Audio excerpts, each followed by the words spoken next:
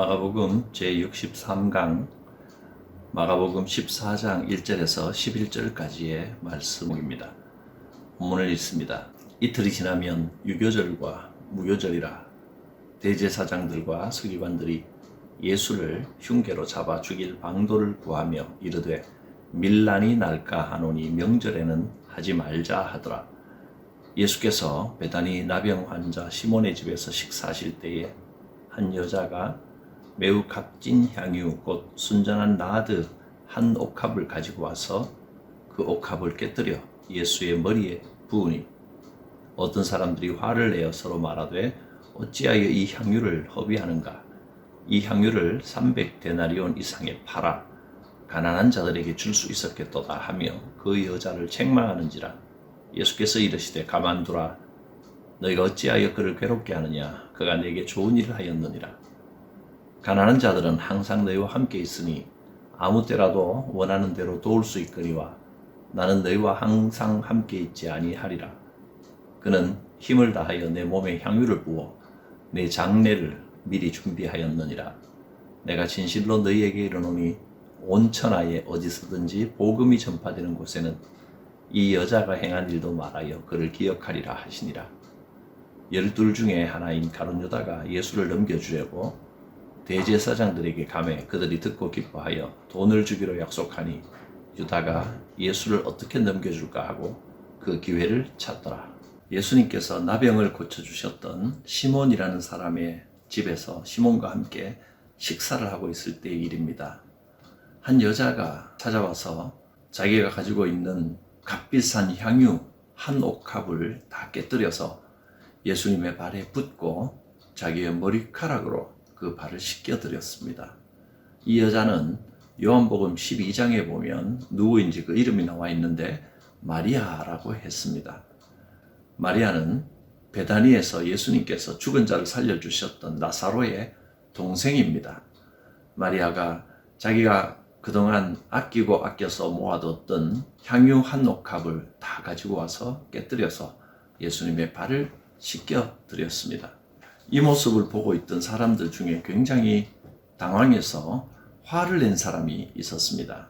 어떤 사람들이 화를 내어 서로 말하되 어찌하여 이 향유를 허비하였는가?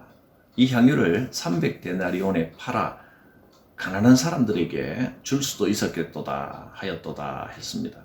마리아를 이렇게 비난하고 책망하는 일에 앞장섰던 사람이 누군지 요한복음에서는 그 이름을 밝혀줍니다. 바로 가롯 유다입니다. 제자 중 하나로서 예수를 잡아줄 가룟 유다가 말하되 이렇게 가룟 유다의 이름을 밝혔습니다. 어떻게 보면 이 가룟 유다의 말이 100번 맞는 말입니다. 300데나리온 굉장히 큰 금액입니다. 이 금액을 이렇게 낭비해버리느냐, 왜 불필요한 일을 하느냐, 이 금액을 좋은 일에 쓸 수 있지 않았겠느냐 하는 계산에서 나온 말입니다. 그 큰 돈을 가지고 좋은 일에 쓰면 얼마나 어려운 사람들을 많이 도와줄 수 있었겠느냐. 상식적으로 생각하기에 가룟 유다가 보기에는 분명히 이것은 불필요한 낭비처럼 보였습니다. 그런데 예수님께서는 가룟 유다가 하는 말을 막으시고 마리아가 하는 행동을 오히려 칭찬하셨습니다. 가만두어라. 너희가 어찌하여 그를 괴롭게 하느냐. 이 여자가 내게 좋은 일을 하였느니라.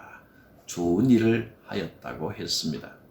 좋은 일, 불필요한 일에 과하게 낭비하는 것은 분명히 좋지 않은 일일 수도 있는데 예수님께서는 마리아의 행위를 좋은 일이라고 하셨습니다. 어째서 좋은 일일까요? 예수님은 마리아의 그 사랑의 동기를 보신 것입니다. 마리아의 행동은 일반적인 계산을 초월한 사랑의 동기에서 행한 일이었습니다. 사랑하면 계산을 초월하게 됩니다. 사랑하는 사람과 보내는 시간을 낭비라고 생각하는 연인은 없습니다. 사랑은 계산을 초월하고 상식도 초월하는 것입니다. 예수님은 향유를 붓는 마리아의 그 마음, 사랑의 동기를 보신 것입니다. 그가 내게 좋은 일을 하였느니라. 좋은 일이라고 하셨습니다. 세상 사람들의 상식으로 보면 마리아가 한 행위는 어떻게 보면 불필요한 낭비일 수 있습니다. 그러나 주님은 마리아의 행동을 그런 낭비로 보신 것이 아니고 아름다운 봉사와 가치 있는 행위로 보셨습니다. 마리아는 예수님을 사랑하는 마음이 너무 컸기 때문에 자기가 가진 것을 다 쏟아부어도 조금도 아깝지 않았습니다.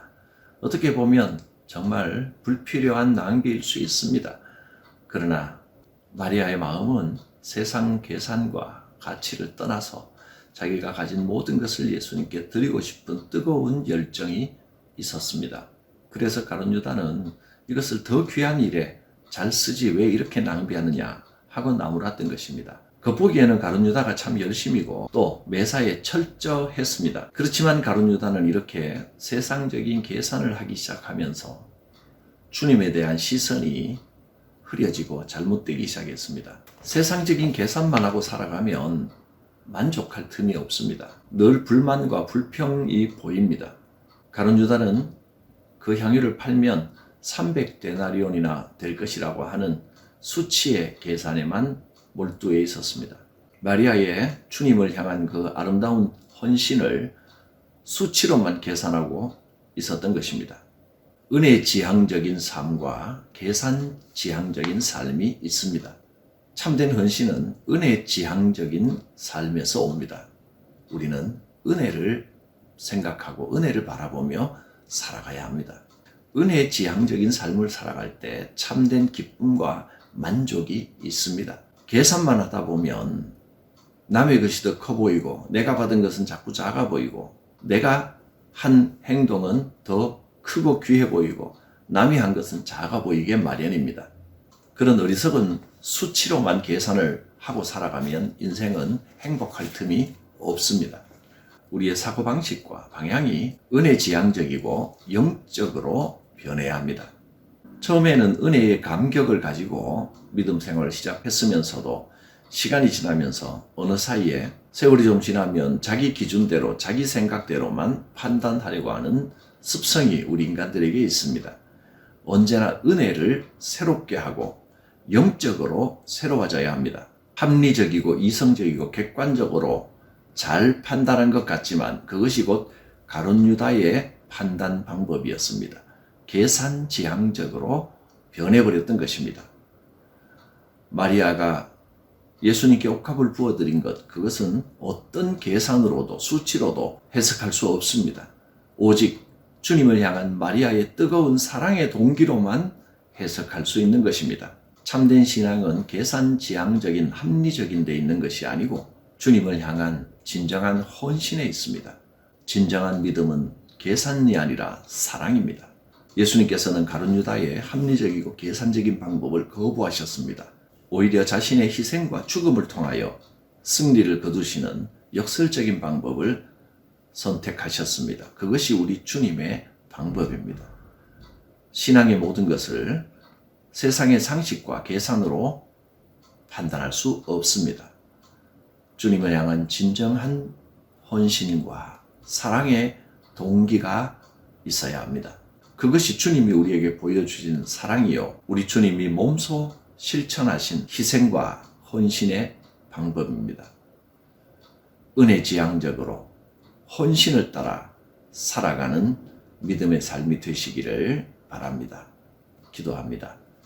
거룩하신 하나님, 은혜를 따라 살아가게 하옵소서. 세상은 계산과 합리적인 방법을 추구하지만 우리는 헌신과 사랑으로 이 믿음의 길을 걸어가게 하여 주옵소서. 예수님의 이름으로 기도드립니다. 아멘.